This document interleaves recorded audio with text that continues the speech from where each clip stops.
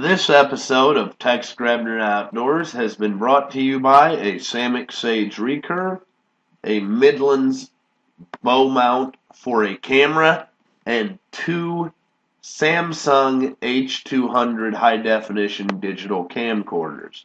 I hope you enjoy this Tex Grebner Outdoors awesome adventure.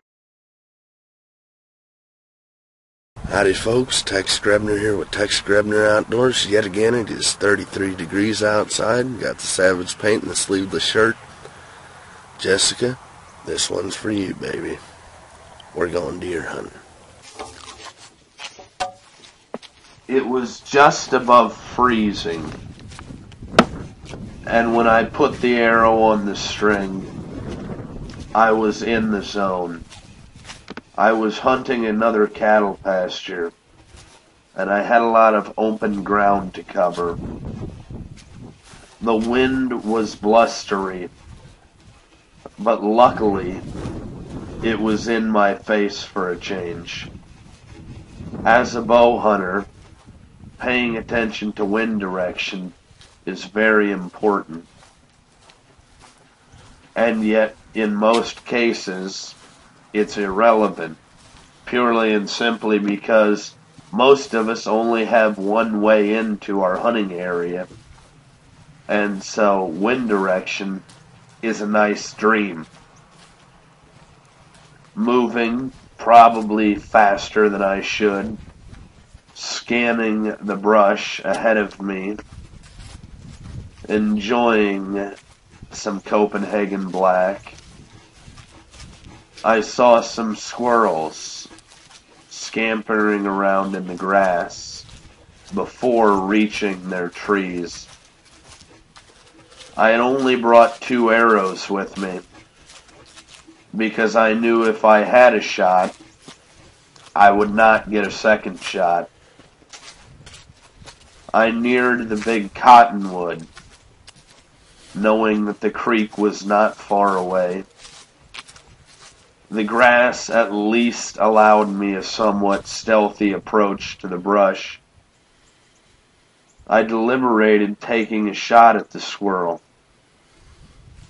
but decided against it as I said, I had only brought 2 arrows.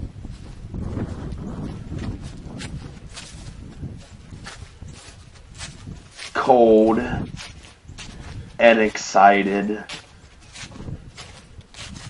The greatness of the hunt is in the mystery and the wonder and the savage beauty that is hunting.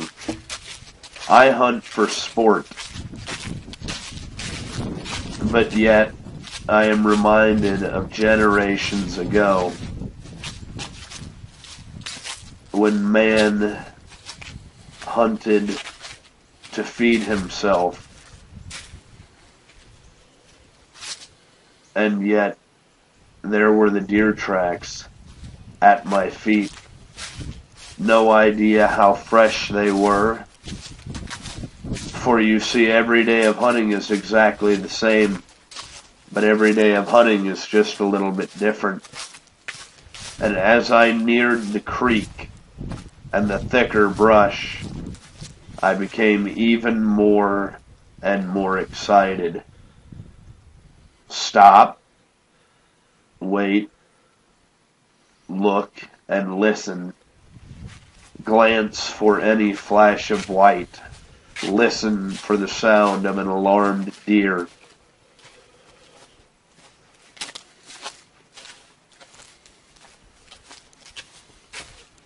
Following the deer trail through the grass where it had been tramped down, I reached the creek, and the thin air in my lungs, I breathed with excitement and anticipation. The wind was cold and still in my face as I examined the creek bank for a way down. attempting to be as stealthy as I possibly could as I crossed the flooded Osage orange patch, moving, listening, looking, seeing more squirrels, more deer tracks, feeling more alive than at any other time in my life. I only feel this way when I hunt, and other times in my life that, as a gentleman, I won't go into. The frost was on the creek, and I scanned, looking and listening, trying my best not to get wet.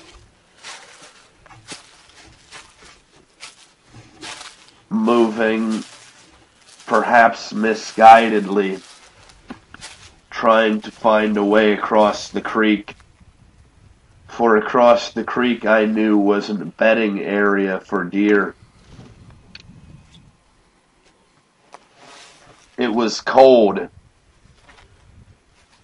and late in the morning, and as I made my way down into the creek bed, I hoped that these tracks were fresh, and that with Samick sage in hand, I would find what I was looking for: a buck bedded with a doe. After all, I had 2 arrows. Of course, I knew I would only get 1 shot, if I got a shot at all.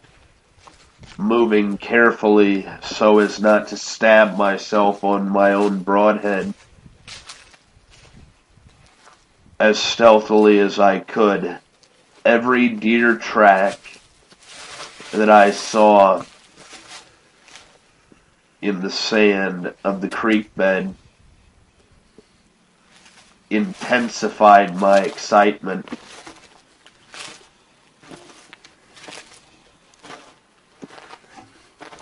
Cold, piercingly cold, but I choose to hunt without sleeves, purely and simply so that I am closer to nature. My eyes peering against the brush for any sign of white, looking for the tawny coat of a buckskin. Moving slowly, as stealthily as a person such as me can move, fingers on the bowstring, ready to draw and fire. Frozen, I sniffed the air like an animal as I saw a fresh rub line. Sadly, it was not nearly fresh enough as I moved yet again.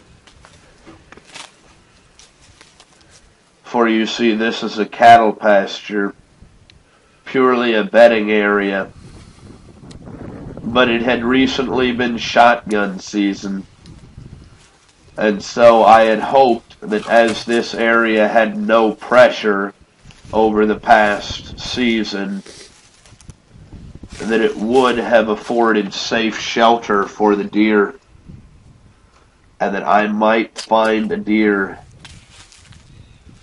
lounging along the creek bed, drinking from the frozen, almost frozen creek, or browsing on the acorns. The squirrels above me, I looked, I listened, and I used my weak human senses, ready for action, ready for my chance to prove myself. For yet again, I say, we desire to conquer nature. We desire to kill, to feed upon the flesh of our prey. Because though we are made in God's image, at our core, we are godly animals.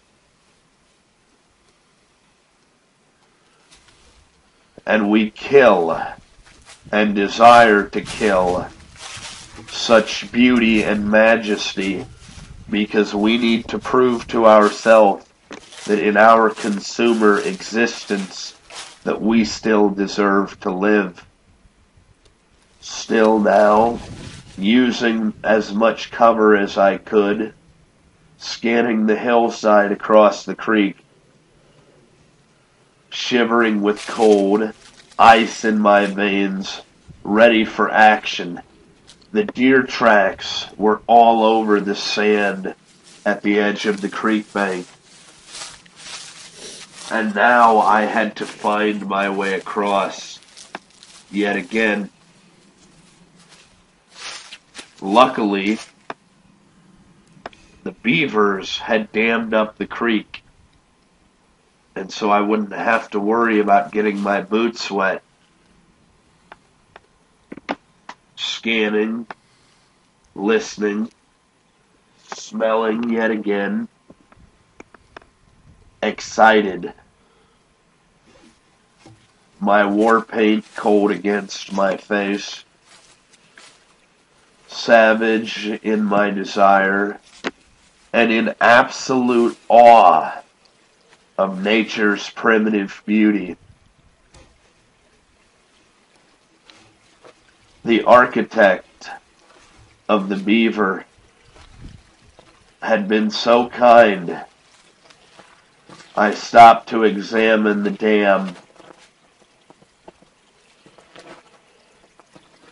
moving slowly and carefully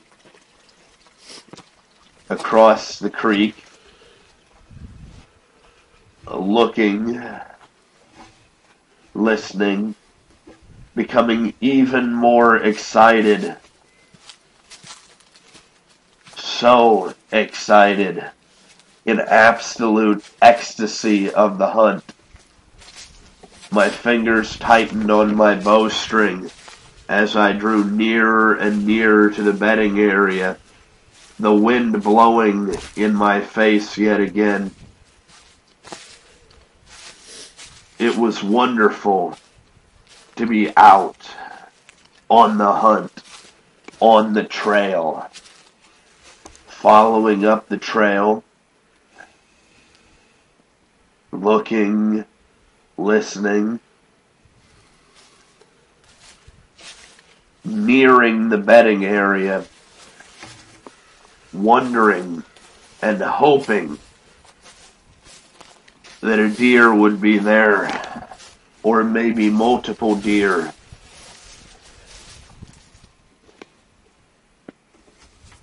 I drew my bow, but it was only the white patch on the wings of a blue jay. The crows laughed at me from the trees above.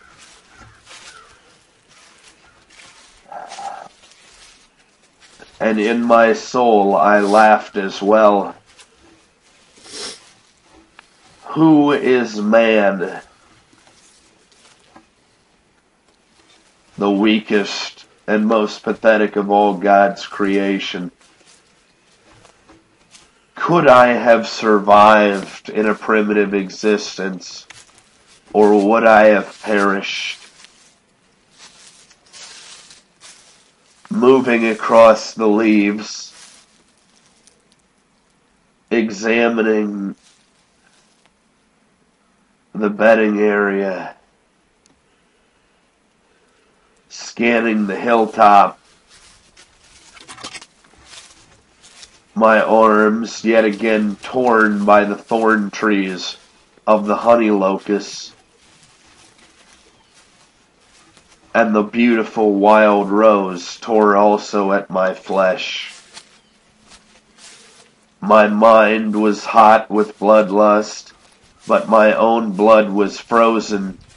Perhaps I had pushed them out of the bedding area, but yet the blue jay sounded his alarm call as I drew nearer to yet another bedding area, moving silently and cursing the jay.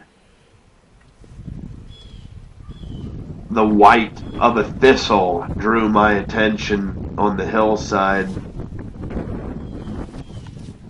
but there was no deer. The crows still laughed at me,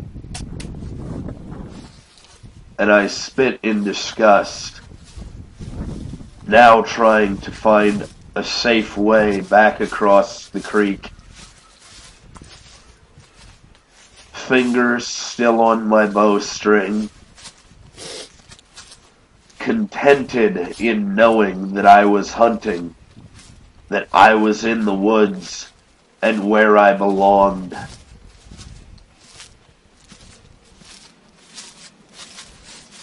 Ready for any chance of action. Looking across the creek at where I had once been, wondering, had I missed something? Had I pushed the deer out of their bedding area? Would I find what I desired?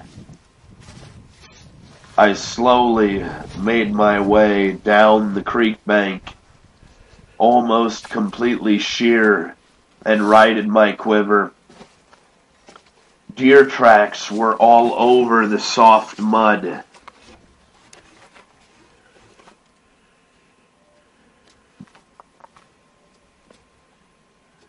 I heard a coyote howl in the cold noontime air. Moving across the rocks, unwilling to give up. Hope upon hope that God, the Almighty Creator, would bless me with satisfaction.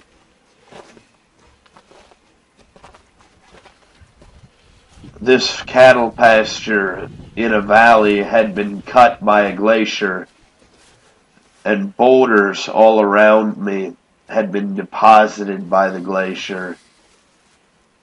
I marveled in its desolate beauty as I moved yet again through the driftwood of the spring flooding area. My hand gripped tightly on my bowstring and upon my Samick sage. I choose to hunt with the recurve, purely and simply because it is personal.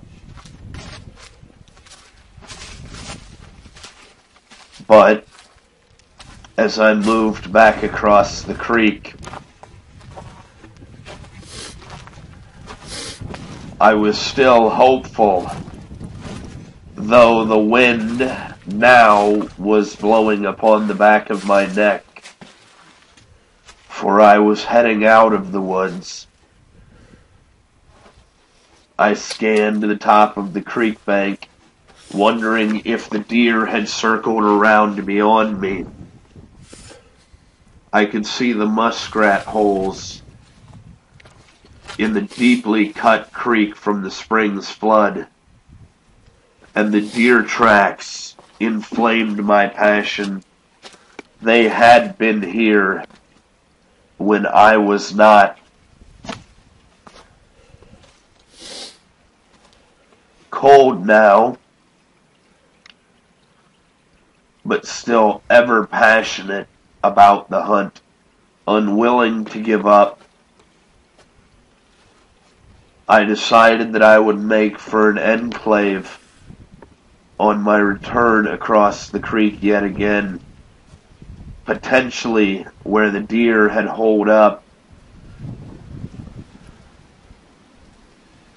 Moving slowly and carefully,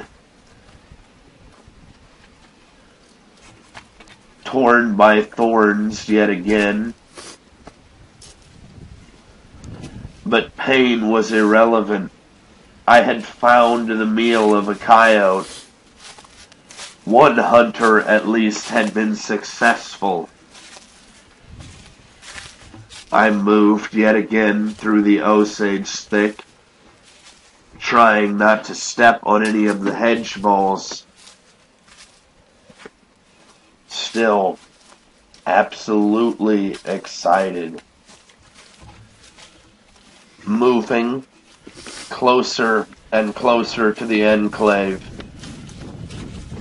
hoping upon hope. Hunting is savage and beautiful, and we fixate upon our gear and upon our strategy and upon this, that, and the other, simply because it is the only thing that we have any control over. There will never be a god of golf or tennis, but there has always been and will always be a god of the hunt. And figuratively, this god was not now smiling upon me. I felt very much like Orion chasing the goddess Artemis across the night sky, seeking and hunting my quarry. Well, I hope you guys enjoyed watching. Ain't such a thing as a bad day. As always, God bless everyone. Join the NRA to protect our rights. Please check out my friends over at legallyconcealed.org. Thank you very much to those of you involved in law enforcement, those of you serve in the military. Thanks for watching. Thanks for being around.